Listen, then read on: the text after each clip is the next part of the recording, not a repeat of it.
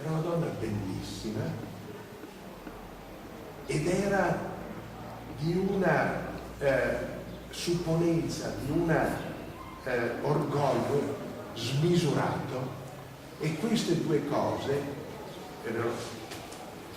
hanno fatto sì che in fondo la sua vita sia stata infelice, perché era troppo bella per permettere che chiunque potesse essere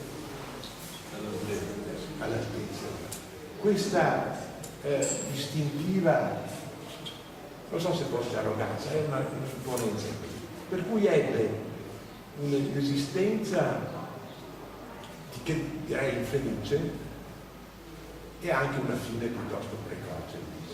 Allora un giorno mi sono ricordato, mi è tornata alla mente un'immagine di lei in quel parco di Palazzo Foscolo d'Erzo dove io abitavo, dove anche questa mia cugina abitava, sapete, c'è quel parco grande.